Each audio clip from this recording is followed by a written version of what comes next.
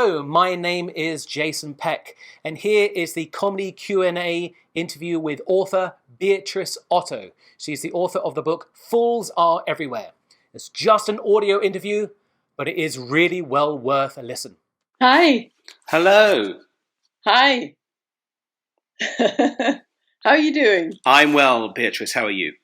Very well, thank you. University. And that included classical Chinese. Mm-hmm. And while doing that, I came across some biographies of court jesters that were written about 100 BC by a Chinese historian. And they were so lively, and they were exactly what we recognize as a court jester. If you think of Lear's fool, our sort of standard Western archetype, the same role. They criticized the emperor. They found funny ways to do that, to correct behavior or change behavior. And I thought, well, this is interesting. It's really how we think of them, but we think of them solely in a European context. Right. And from that, I had this idea, well, maybe I could compare the Chinese jester, say, to the English and French jester. That was the beginning of it. Mm-hmm. And once I got going and I started following every lead I could find, I thought, this is bigger. This is more about whether this is some kind of universal archetype. Right. So then I just let rip and looked everywhere I could find them. Right. 5 years. So wow. As a colleague said, it should have been called No Stone Unturned. Yeah. Yes. Nice. I like that. And so, roughly, in your book, you make reference. Obviously, you just sort of clarify that you were studying Chinese, and you found a book written in 100 BC or about 100 BC, right? Yeah. That's it. And you made reference to discovering these ancient anecdotes about the Chinese jesters. So, are there the ancient Chinese jesters? Are they the earliest that we know of in world history? It's a good question. I think from what I found, so if you take 5 years of No Stone Unturned kind of research process, so far I haven't found any from other traditions that are specific. So in other words, I think the references to these Chinese historical jesters, it's probably the earliest we have of a specific named jester. Jester Joe doing such and such, working for so-and-so, said such and such. That doesn't mean they were the earliest jesters, and I think there's some very interesting work going on with regards ancient Egypt and also with regards Mesopotamia. Yeah. And it seems, and I've just been reading about it, in Mesopotamia, there's a word that seems to refer to a profession that could be like a jester. Okay. And that's dating from basically the 3rd millennium BC. So we're going back really a long way. Yeah. Whereas the first Chinese one I have named, a named specific jester is the 7th century BC. So if you go back another, 2,000+ years, a bit less. And they've got a text actually written, a written text in which this character is a protagonist, and he does seem to be like a jester. He seems affiliated with the palace or with the temple, taking the mickey out of literary types or genre, making people laugh and so on. So I don't think you can stand and say, yes, we've got our first jester in Mesopotamia, but it certainly looks like a possibility. And then in Egypt, I think what's interesting is they clearly seem to have had dwarfs as part of royal or important VIP entourage. Right. And that's often a source from which jesters come. So there's no reason that there are specific references to dwarfs, dancing dwarfs, and so on. And that to me is a natural pool from which a jesterish type person could emerge. Got it. So we potentially, but we're not 100% with Mesopotamia, but there is potentially something there. I think so, yeah. Okay. And now, forgive my seeming ignorance.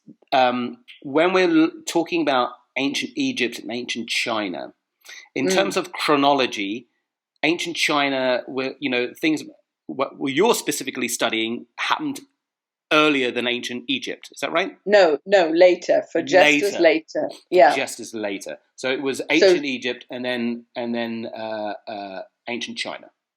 Yeah, that's right. Got it. Okay. For Jesters. And did you in your turning over the stones, did you find anything in ancient Egypt? Only I found nice images of dwarfs, like sculptures and so on, and one letter from an official to a pharaoh saying, "Here I am in such and such a place, and I found this dancing dwarf." And the pharaoh says, "Well, bring him to the court." Right. And that's for me the first reference that you say that, hey, that could have been a jester type. Right, because if my recollection is correct, they were referred to as natural jesters. Is that right? Or natural fools? No, that is, for me, is very much a European concept and phenomenon and term. And the naturals, what they called naturals in Europe, would be people with some sort of mental disability, right? Rather than a physical disability. Got it. Okay. So you've got basically in many parts of the world where there were jesters, there were also dwarfs, and sometimes one was a dwarf could be a jester, but not necessarily. So it was quite common to have dwarfs or even hunchbacks, say, connected with the court and so on. But this phenomenon of having a so-called natural fool, in other words, somebody with some kind of mental disability, seems to have been really European. I haven't found that anywhere else. Got it. Okay. Which is interesting. Mm-hmm. Okay, so just to sort of round off this section, just for my own understanding, you've got the Mesopotamia potentially around the 7th century of BC. Is that right? No, that's the Chinese. Oh, that's the Chinese. The Mesopotamian one, the first references to this character, and the word is Alazinu, which I'm sure we can make a cartoon character out of a name like that, seems to be from the early 2nd millennium BC. 2nd millennium, got it. Yeah. Okay, I'm just frantically scribbling notes here. Well, I think we need to do a global timeline.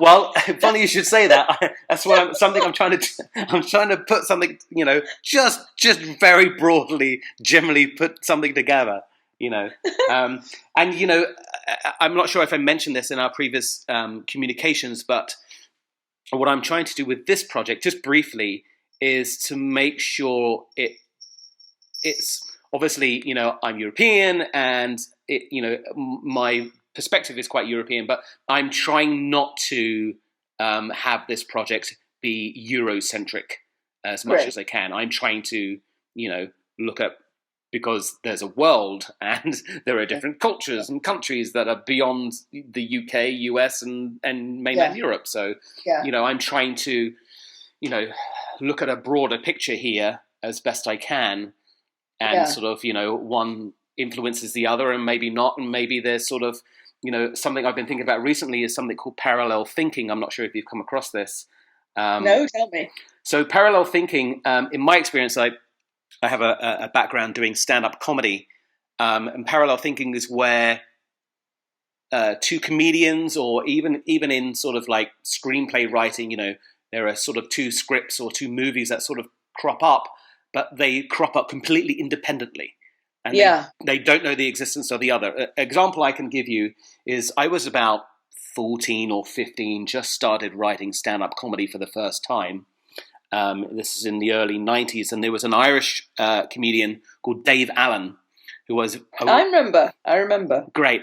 I was very much a fan, and he had a finger missing, right? That's right. He had the top part of his index finger. I think it was on his left hand, right hand, missing. That's right. But and just as a side note, there was never a definitive reason of how that happened. Each time it came up in an interview, he gave a different explanation. Anyway, so I had this idea about in my experience going to the supermarkets as a teenager with my mother, it seemed that every time I went, there would be a parent with a new child, and the child would be crying. And my idea was, why do parents take their children to supermarkets just so they could cry? Or there was something there, and it seemed like, we don't want the children to cry at home. Just keep quiet just for a few seconds. Let's jump in the car. Let's get to the supermarket, and you can cry all you want in the supermarket. And that was essentially my idea. And I was like, wow, this is like a really great idea. And then one evening I sat down and I switched the TV on, Dave Allen, whatever the show was at the time. And there in front of me was Dave Allen doing this routine. And there was no way I could have known that he was doing it. I grew up in a small village on the south coast of England. There was no way I'd seen him live doing it or any other way. That was for me a personal example of parallel thinking where two people, I don't know how it happens, sort of come up with similar ideas. And so my point being that I think sometimes broadly in terms of like Jesters or whatever other comedic movements, sometimes one definitely impacts the other. Sort of if we're looking at the Greek and Roman playwrights, Menander, Terence and Plautus, those guys, there was definite impact on later playwrights like Molière and Shakespeare because they were definitely cribbing plots. But in terms of like things just manifesting somehow, there certainly could be incidences, I think, of that happening, in one culture, and there's no other way that at the time, because they didn't have the communication that we have now or the ability to travel. It sort of fascinates me that how one could sort of an idea or a type of individual could crop up in one culture and then also crop up in a completely different culture. Without even knowing. Yes. And I think that we do see it in the Jester context. And as you say, there are certain areas where you have a pretty good idea that they're feeding into each other. And we talked about the Roman mimes eventually feeding into the whole European tradition and so on. But I think there's also enough to at least suppose that some of these traditions of Jesters did spring up independently. I think the Chinese one, I don't think they had much contact with Mesopotamia. Right. So I think, and not just the tradition as a whole, but also interestingly, I found one or two kind of skits or stories or anecdotes about Jesters. In Europe, you can find the same story and it gets pegged to different Jesters. So it becomes just like a gag that you just peg to a different famous Jester. Right. But there are a couple of instances where I found stories in China, and then you see the same story in India, and you say, okay, there was a lot of traffic through Buddhism, crossing between India and China. It's possible it was somehow a merchant just took the story with him. Yeah. Or these stories, they are archetypes. Yes. The stories are about archetypes. They're making fun of certain types of people, certain caricatures in a way. So then it's understandable if they do crop up independently of one another. Mm-hmm. But it is a very interesting topic. Right, absolutely. I think there's something. I don't know if comforting is the correct word for it, but there is something. My understanding of this sort of thing happening in different cultures, to a degree independently. There's something, let's go with the word comforting, about there being people to always mock and critique and criticize, and sort of say, well, hang on a minute, why, that's not true, or why, let's mock this. And it's sort of, there's always that in sort of various different cultures and societies, throughout history. And it's also comforting that in many cases the powers that be tolerated it. Right. Somewhere I was reading this morning, just in preparing for this, I was having a quick look at some of the references to kind of mime actors taking on a bit of a jester role with the Roman emperors. Right. And there's a reference that I'd forgotten about Nero, who's not the most tolerant of emperors. Yes. And Suetonius says he was particularly lenient to the people who attacked him with jibes and lampoons. Oh, interesting. That's kind of, I mean, Nero wasn't particularly lenient to anybody. So Right. and that's interesting when you have some quite autocratic, to put it mildly, people Mm-hmm. who had life and death power, and they would somehow tolerate at least one or two people saying anything they felt like, as if maybe there's some sense of, at some level, I need this. Otherwise, I'll completely lose touch and lose the plot. Yeah, possibly. Yeah, I mean, it's quite interesting that they never got the thumbs down, right? They sometimes did. They sometimes got banished or whatever. But to me, it's surprising how little they got the thumbs down. Yes. And while I just sort of think about it, I just wanted to try to get some clarification or your perspective, really. What would you say the difference between a clown and a jester is? I think for me, many of the talents, the skills would be the same. So they're probably drawing on the same pool of skills and techniques and so on. But I think for me, the difference is the jester is normally in a relationship with the person or the people in power. Right. And that kind of singles him out. And with that is this understanding of a certain license to criticize. Yes. And that doesn't mean to me that all jesters criticize and told the truth boldly, like Lear's Fool. They didn't necessarily. Right. Nor does it mean that clowns can't do so. But clowns in general, they don't seem affiliated to a person in power. They seem more free-ranging. And perhaps their affiliation, they're more dispersed in society and have a more of a broader societal role, like comedians or cartoonists. Got it. So that to me is perhaps the key difference. Okay. But just to comment further, there were some circumstances where circus clowns actually took on that jesterish role. Oh, so, for example, in the 19th century Russian circus, there were some clowns. They weren't speaking directly to the Tsar or whoever, but they were criticizing very vocally, right? Speaking out in the circus, using the circus arena to criticize. Got it. So they were taken, and then just one example was a U.S. circus clown in the 19th century called Dan Rice, who apparently was like a kind of unofficial jester to Lincoln. Huh. So it seems, it's a fluid boundary, put it that way. Yes. Interesting. Okay, great. Thank you for that. And I just wanted to. I wanted to try to find out were jesters always attached to a court during history, or were they,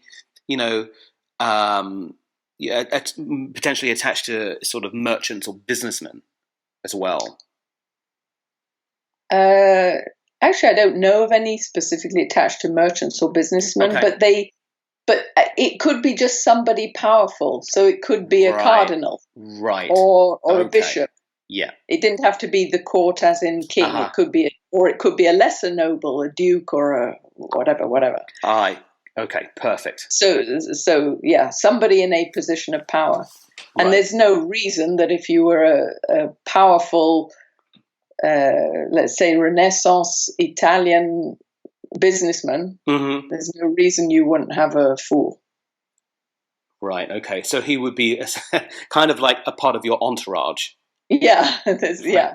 And if you think of some of the small Italian city-states, like Ferrara and Mantua and so on, they had jesters. They were nobles. They were the marquis or the whatever, or the duke or whatever. They had jesters.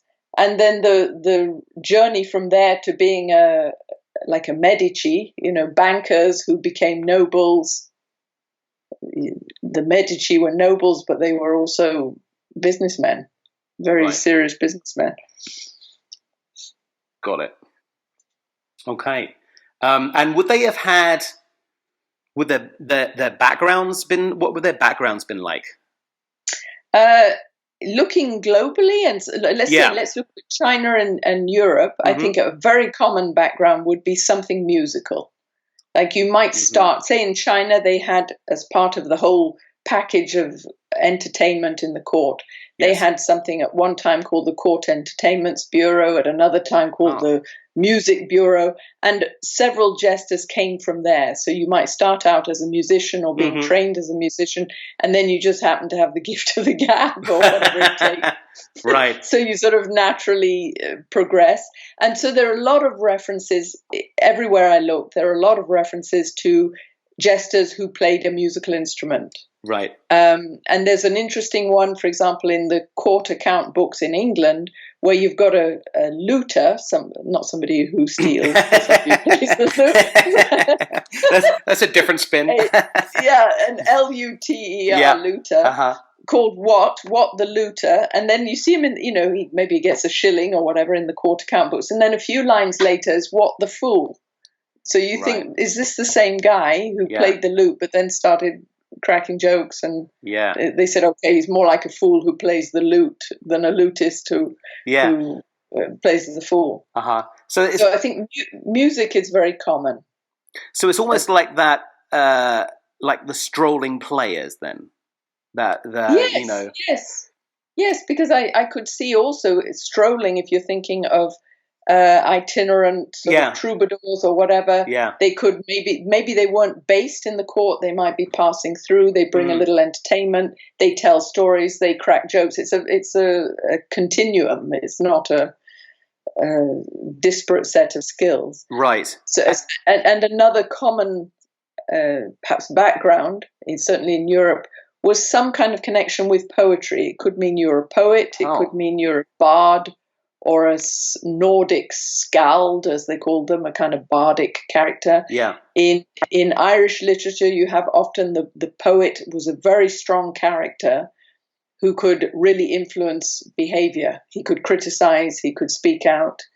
And then if you turn that into a jester who's sort of making up daft little rhymes and things like that to communicate or get a point across. So the name that sort of jumps into my mind with this is the figure Alana Dale. I think he was part of the Robin Hood myth. Okay. Or legend. Okay. But this is I'm laughing because this reveals my level of education. My only experience with him is through the Disney's Robin Hood movie from 1973. Which I confess I haven't seen, so you're well ahead of me and not more But they're all animals, and my recollection is that he was a rooster. And he's the narrator of the story, and so that's my I don't. That sounds spot on. I don't recall him in the Kevin Costner movie or the Russell Crowe version, but certainly in the Disney the Disney version, Alan Dale was a rooster, and I mention it because he had the lute. He would walk around. He narrated the story. So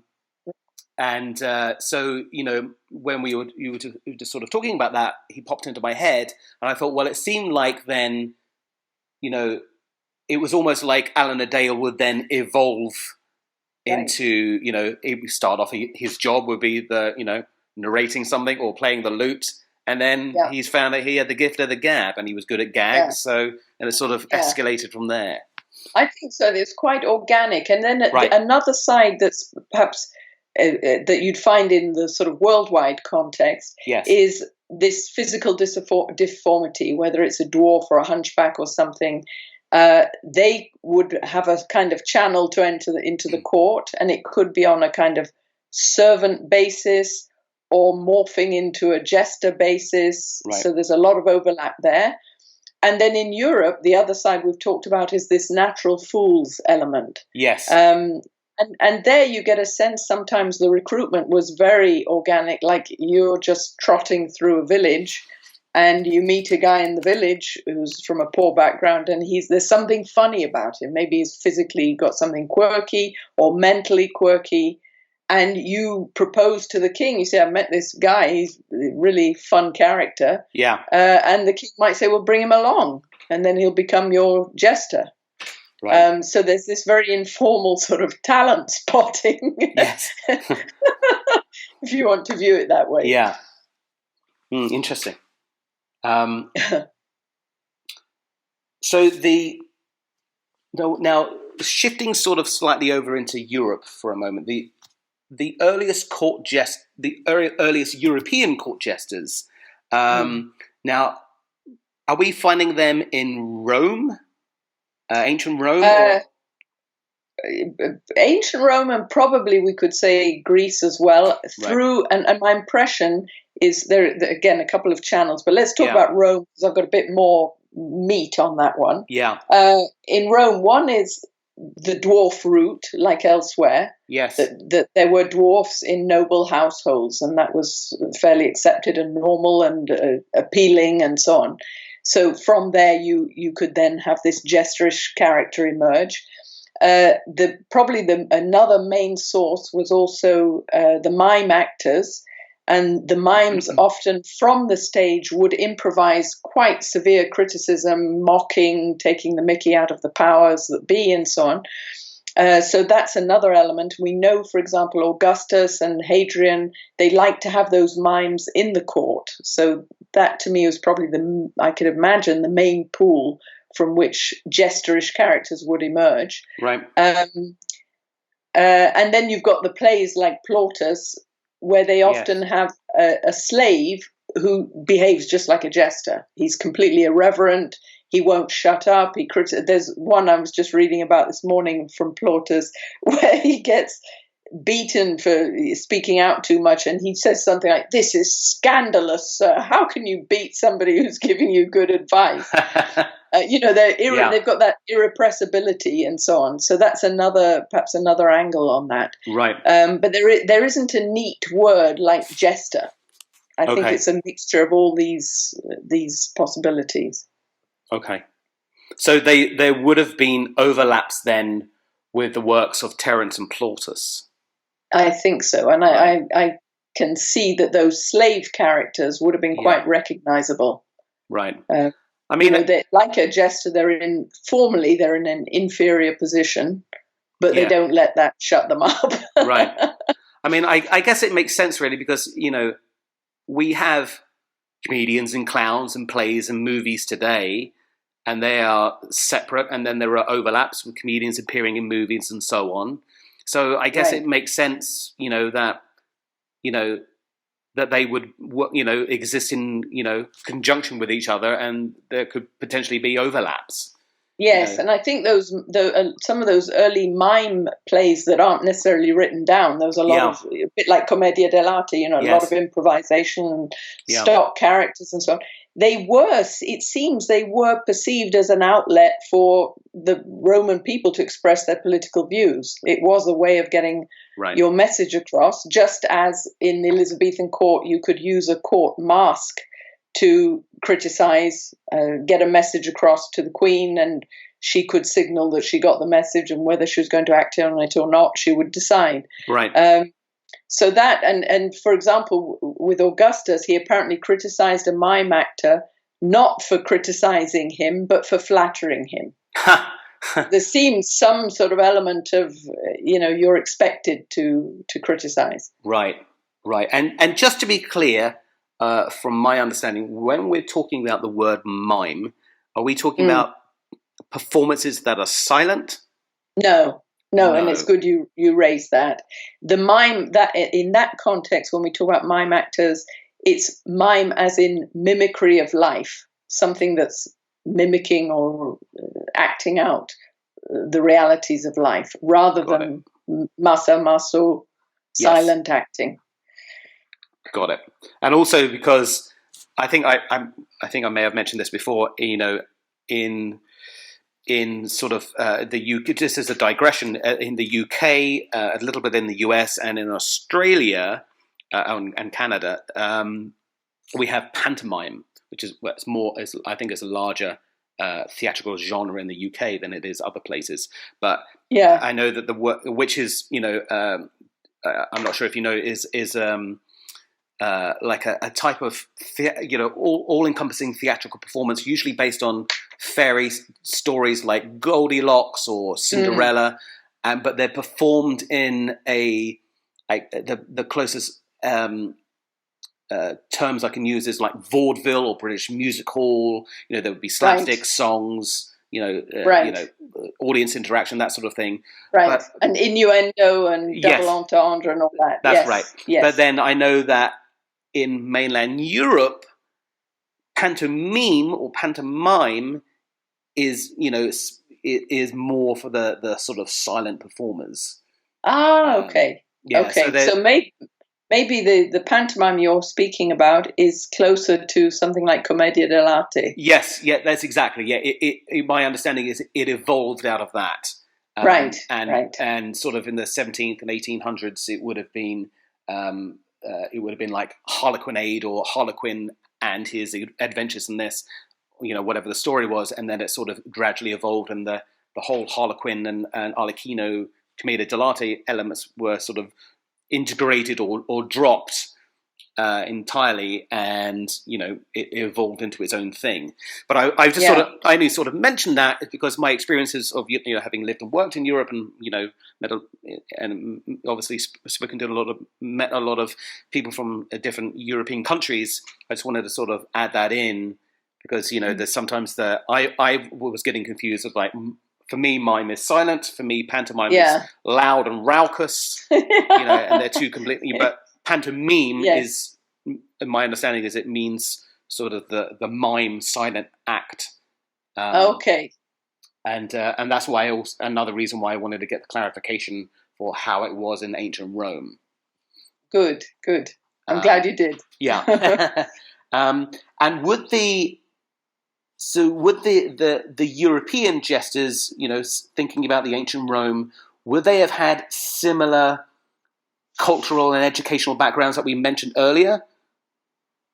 Because when we spoke about, they were looters, not in the stealing sense, and you mentioned they were musicians and like Alan a Dale, were we just specifically speaking about ancient China in that, or were we speaking about European in general? I was speaking about Europe in general. In China, it was commonly this musical entertainment background. Right.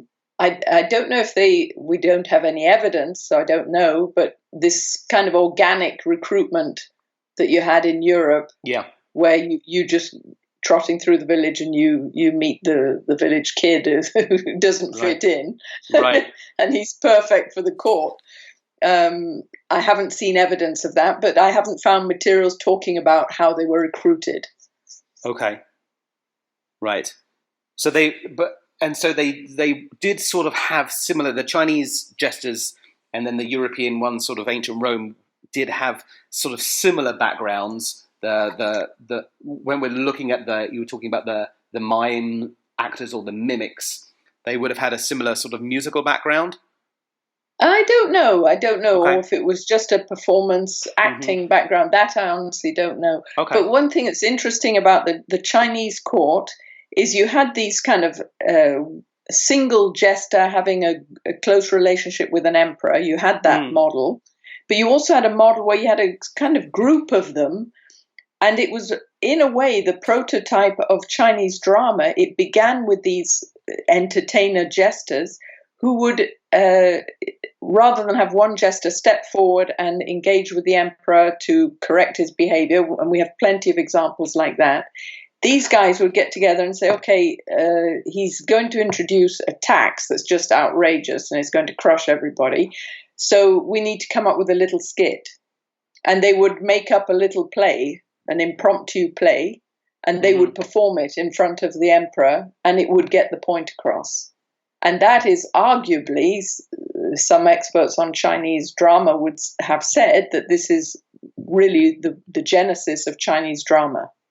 Right. So in that sense, you've got something in common with the Roman mimes, who might, in the context of doing a play or a spontaneous play, improvised play, they might step out of the script and say, by the way, make some attack on something very topical. Right. Okay. And now, would that have had any impact on the... Apparently, yeah. And wow. well, certainly, what I don't have is lots of examples from the Roman side, but from China, you've got quite a lot of examples where it says they did this skit and the emperor said, oh, all right, then I'll drop that tax. Yeah. Yeah. And sometimes they say, there are a few of them where they say the emperor laughed and rewarded them with 100 bolts of silk. Wow. Where he does get the point. And this intercession, that where the jester, either as an individual or a group doing a skit, where they intercede on behalf of the populace, that's quite an important part of their role. And in the Chinese context, there are quite a few examples of a specific jester coming forward and getting the emperor, king, duke, whatever, to change their behavior. Wow. And succeeding in doing so. Sorry. No, I didn't mean to interrupt. I'm sorry. No, I was just going to say a couple of examples. One is, for example, the king loves hunting, and he goes, he just hunts across whatever land he feels like hunting across, and he's destroying the crops. And then the farmers would come to the jester and say, he's completely destroying our crops. And the jester would find a way to get that point across to the emperor. So in the Chinese context, where the emperor was once very angry because some people came and said, Your Majesty, you are destroying the crops. And it's kind of, kill that guy for telling me what I can and can't do. And the jester came forward and said, you're quite right, Your Majesty, you should execute him immediately. It's outrageous that they don't let you just hunt as you choose. And who cares if you won't have any tax revenues afterwards because you've destroyed the crops. Right. And then the king says, yes, I see the point.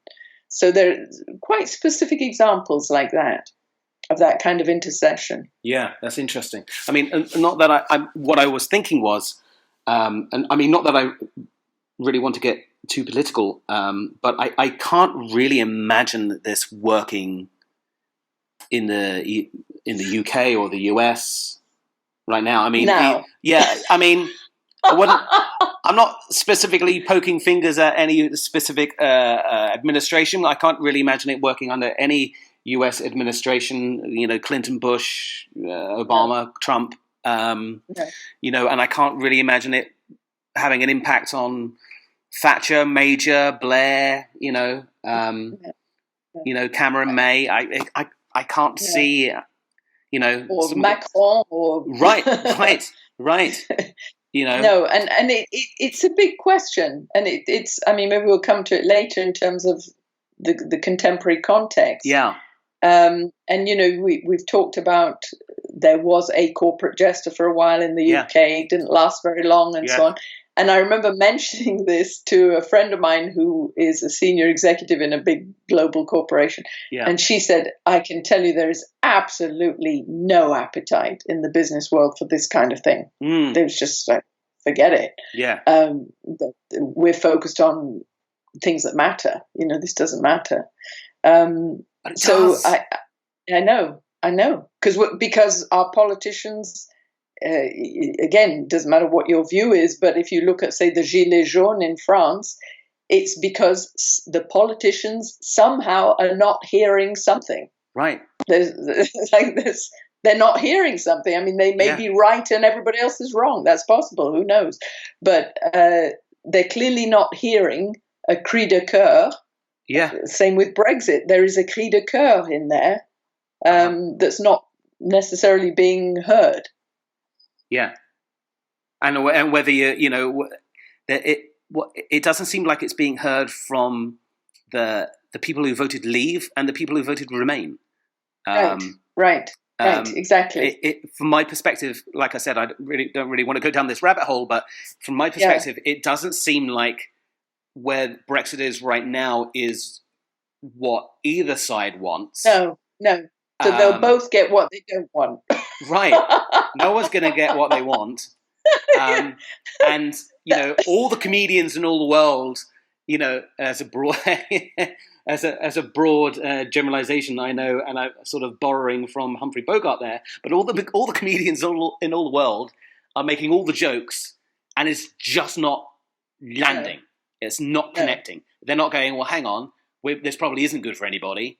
This is not what this is not what Leave or Remain want, although they think that they do. But then some people are, I know some people have moved over from the Remain camp to the Leave camp, and then some people have gone from the Leave camp to the Remain camp. So, not pleasing anybody. And there's no one, all the comedians seem to be pointing this out, but it's not connecting. No, it's not connecting. And that's because they're not jesters in the sense that they don't have that direct access, and nor does the people in power want them to have that direct access. Right. So it's kind of a frustrated outlet rather than a direct action. Yes. And just on nobody getting what they want, I remember there's a wonderful historian who wrote one of the best history books I've ever read that made me laugh about Germany. It's called Germania. And he sums up the 30 Years' War as something like, nobody got what they wanted and everybody died. So that's about it for Brexit and a few other current political situations. Yeah. Nobody got what they wanted and everybody's upset. Yeah. But so you mentioned the corporate justice there, and I just wanted to be able to, if possible, just to touch on that briefly. You talk about in your book how there was some business who experimented with having corporate jesters. I think that was in the 80s or 90s, right? Yeah. And you think it's important, and that it was something that happened in the UK, but it then fizzled out. I think it fizzled out. I mean, there was the famous one was Paul Birch at BA, and he had a CEO that was and his business card said something like corporate jester, and he could just walk around and stick his nose in and ask questions and so on. But then when they changed, then they changed CEO, and he said fatally, he said to the new CEO, well, you can't fire me because otherwise people think you can't handle it. And probably the worst thing you can say to a CEO is you can't fire me. Yeah, bye. So he was, bye. So he was fired. And I did an article recently for an organizational management journal that was sort of tolerant or enlightened enough to let me loose on them in terms of, is there a role for this character in organizations today? So it's not just companies, it's NGOs, governments, and so on. And I obviously think there is, and I think it's very sadly missing. And I even did a job description that people they just have to cross out, the CEO or the Secretary General or the whatever. But I don't think there's much appetite. I think people sort of say, oh yeah, that's a really good idea, but would they actually open themselves to that level of criticism? Right. I don't think. Right, that's it. It's amazing how I guess a lot of people are really thin-skinned to that sort of stuff, but I think I agree with you, and I have no bias towards you or your book with this, but I, having, had this conversation and then, actually spoken to a couple of other jesters, which I think I mentioned to you, I think, I think something like this is needed. Not just when we are in so many impasse in politics, there's something not giving. So we need somebody to break a logjam. Yeah. And I think if only because they have a bit of an outsider's perspective. Right. And a certain flexibility of thinking, just that alone. And maybe you say, well, then we just get a good facilitator in, right? Or a good coach or facilitator. Maybe that's the role of a good coach or facilitator. Yeah, but then would a good coach or facilitator have the license to be able to say, this is nonsense? No, because they're just facilitating. Right. They can't pronounce judgment on what's... Right. If you're having them in to redo your strategy, you're the one that's got to come up with a strategy. Yeah. And they can elicit that strategy, but they can't say this is a load of garbage. Right. Nobody likes you. You're the least popular CEO we've ever had, you know. Oh, that would be so refreshing. It would, wouldn't it? Just have someone whispering, we hate you, you know. Well, do better. Exactly that example you gave, traditionally in Rome, when, you came back as a great general and you've conquered a whole new swathe of the world for the Roman Empire, and you've got your triumph and you're coming into Rome and you're just top of the world, that there would be a slave or a mime actor or some kind of humble character on the carriage with you saying, remember you are human. Yes. And that, so it's interesting when people in power had arguably more power and less accountability. Yeah. There seemed to be a recognition that you need somebody to stop you going completely into outer space in terms of your ego. Yes. But now we still have people with a lot of power and a lot of ego. Right. And I'm not sure who's telling them. Right. I don't think there is anyone. No. They seem to, recent history seem to surround themselves with yes men. Yeah. Yes women, it's just... Yeah. So you think it's needed, but we don't really have it. I don't think so. I mean, in that article, I hedged my bets and said, of course, maybe there are thousands of corporate jesters who are just below the radar. Right. But I doubt it. I'd have heard of one. Right. Two. Perhaps that's why there are some businesses that have massive turnovers.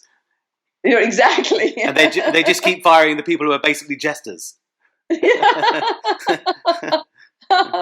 Please, he's not telling me what I want to hear. Get rid of him. No, exactly. Before we move into just sort of the end here, I just wanted to check with you to see if there was anything that you wanted to talk about that we haven't spoken about yet. I'm just looking at I don't think so. I think we've covered a lot of ground. We've covered the kind of historical spectrum, the provenance of jesters, where they came from, their role, some of the distinctions between Europe and beyond Europe. There was something that's just popped into my mind. This isn't a question that I prepared for you, so I'm sorry about that. I seem to recall. I can't remember if I saw it in the book or if it's from our sort of preliminary conversation that we had. I think you mentioned that there isn't in the Chinese language as it currently stands. I guess you're referring to Mandarin because obviously I know there are different languages. There's Cantonese and so on, and the different dialects. But I seem to recall you sort of saying there isn't a word for jester in the Chinese language anymore. Is that right? I'd say there is a word for jester, but if you say jester in English or the equivalents in Italian, French, Spanish, if you say those words, people immediately know what you're talking about. Right. They've got a really vivid image. Yes. If you use the Chinese term for jester, they kind of see it as actor, something like actor or performer. Right. And so if I'm talking to Chinese people about what I do, then I refer to that historian in the 100 BC. Yes. You name him and you say his biographies of jesters, and then they go, oh, right. And if you name some of those key jesters, it would be like if you say jester to English people and they don't quite get it, and you say, like Lear's Fool, and they go, oh, I get it. Okay. So it's just, I think the word for jester in Chinese is a very old word. It's from classical Chinese. And over time, because when the jesters disappeared in the Chinese context, they morphed into the acting world. So the term for jester has kind of come to mean actor. Got it. Okay. Got it. I had a vague recollection and I sort of, I misremembered that. So I'm sorry about that. No, you remembered it pretty accurately. So just sort of as we go into the home stretch, I guess, I want to ask, now, this is a question that some people are like, oh, yes, some people are sort of, yes, here is my answer, and other people are like, oh, okay. So knowing what you know about jesters, both ancient China and, ancient Rome and so forth, and in Europe, obviously, is there a lesson that you feel that modern comedy could learn from those performers that we don't seem to be learning, or people don't seem to be? There's like a disconnect. Do you ever watch, for example, do you ever watch like a show or a TV show or a movie or something, and you think, this is if they just did X, it could take it into a completely different place? Do you have? It's a good question. I don't think I'm not one of the ones who says I have the answer at all. That's fine. Because I think the comedians now, to me, they're direct descendants of jesters. Right. So they probably have the same DNA, and they probably use the same techniques instinctively. Mm-hmm.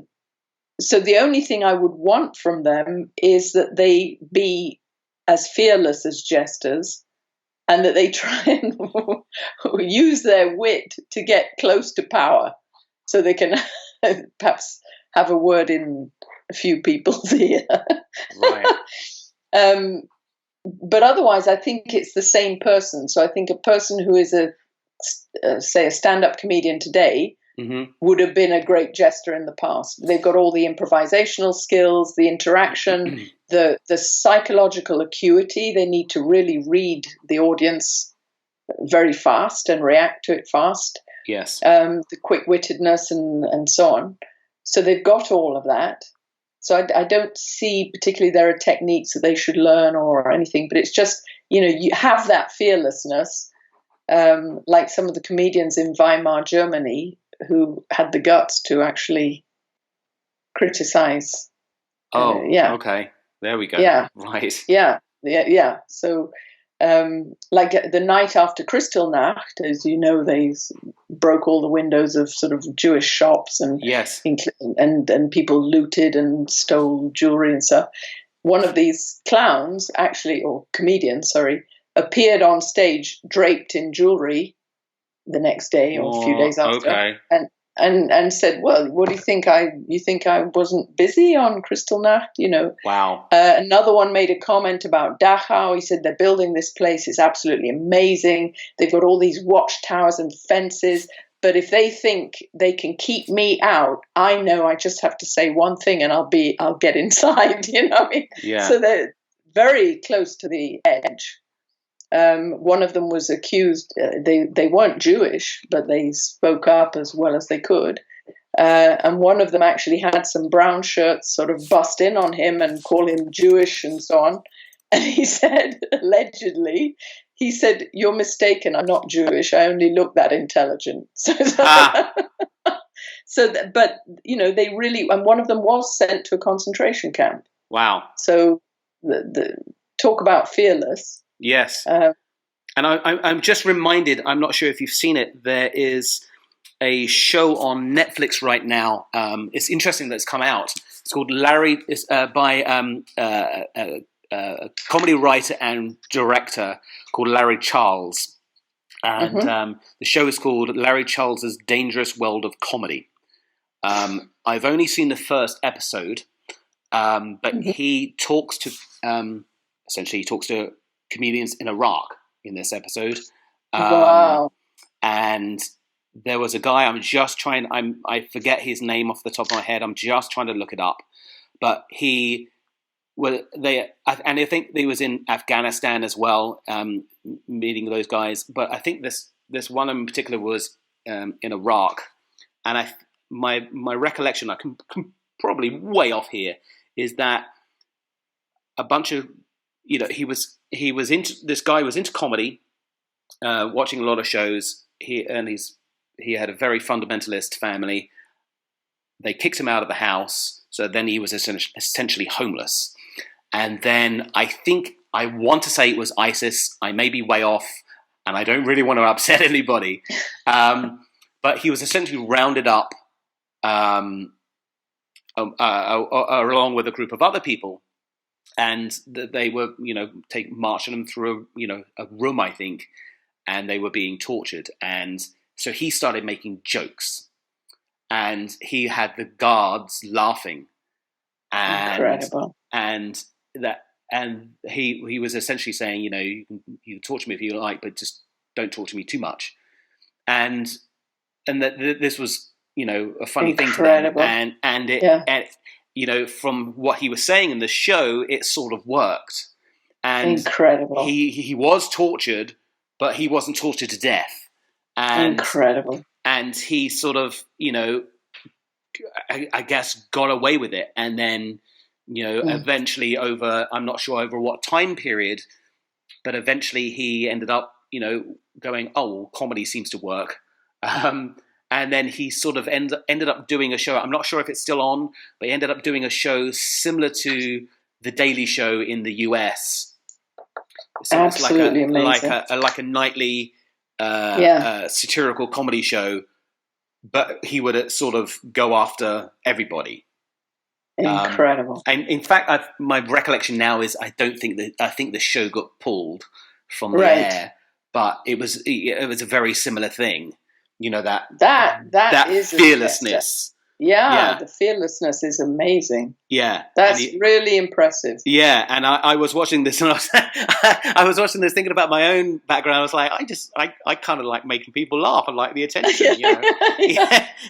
And that's why I was like, well, this seems like a thing. I can try this. I'll do that, and right. And there's this guy going, I'm going to die, or I'm going to make jokes. It's just,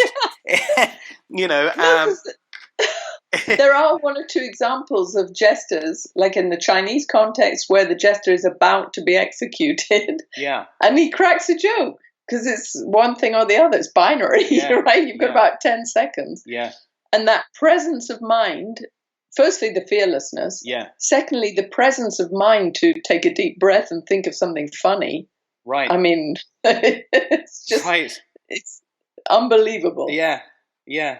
And it's difficult for me to be able to watch that and then not put it in the, look at the context of my own life. As I was saying, it's like, well, I sort of stumbled into the link. I like the attention. I'm the youngest of four. It seemed to do. I was like, well, maybe I won't do this anymore. Because you got this guy. At least. Not in Iraq, anyway. Right. I'll just stick to what I'm doing right now.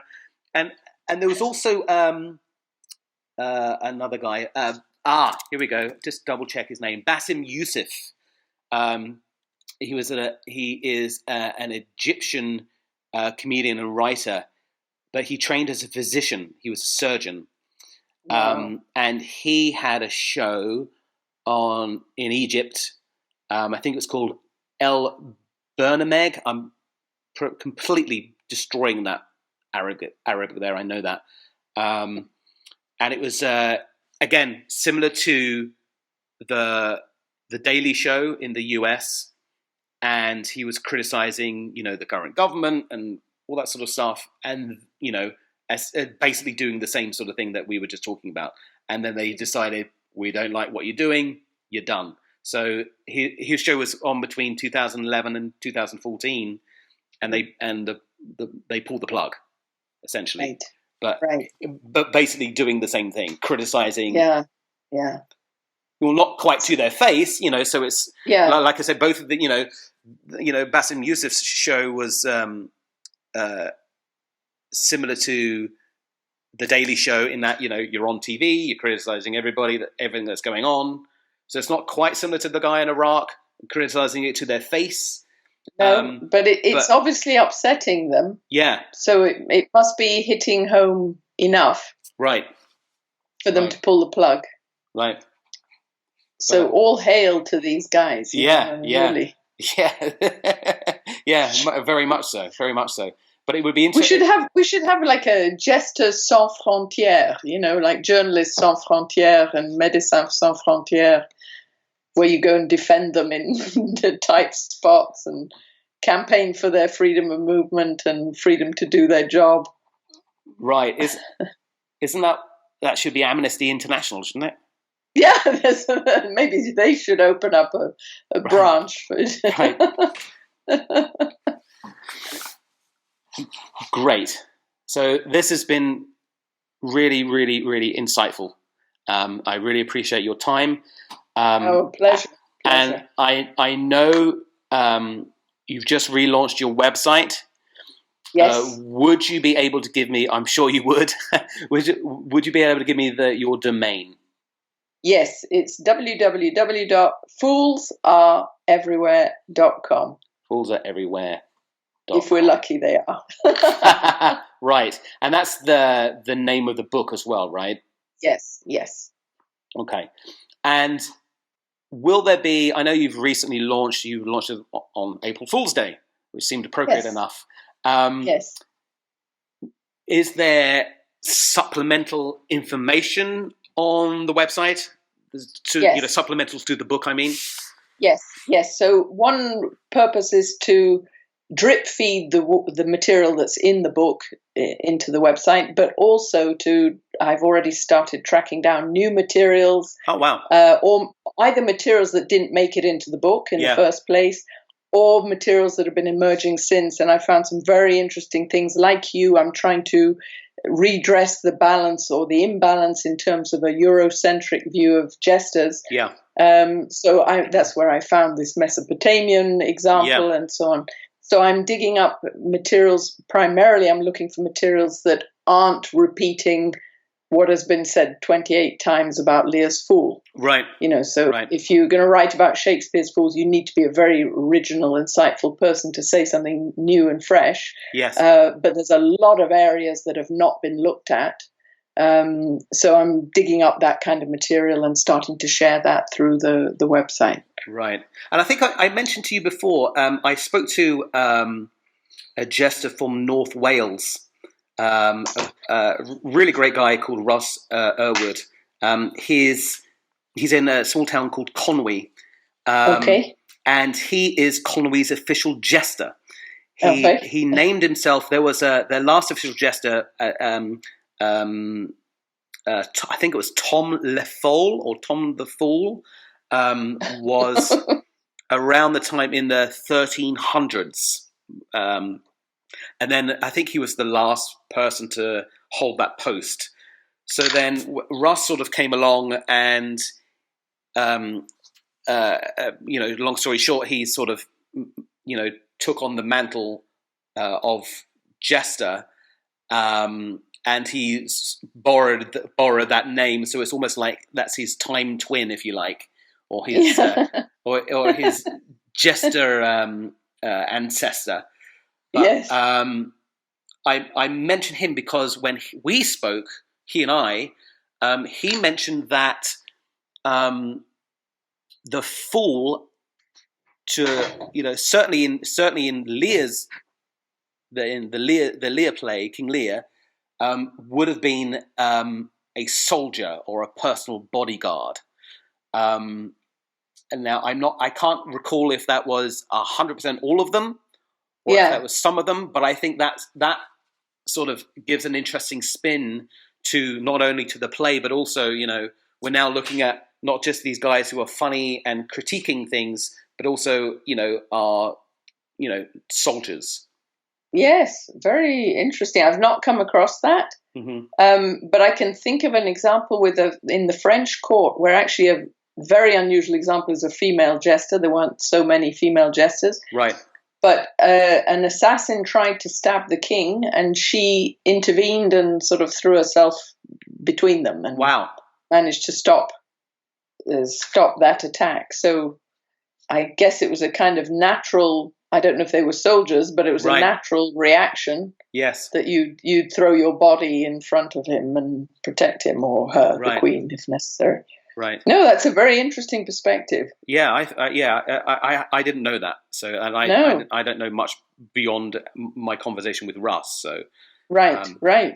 But yeah, I'm glad he's revived it after what 700 years between Jester. Right. And similarly, I spoke to another jester who's taken the mantle of Jane the Fool. She was a jester during, I think, Queen Elizabeth's time. Yes.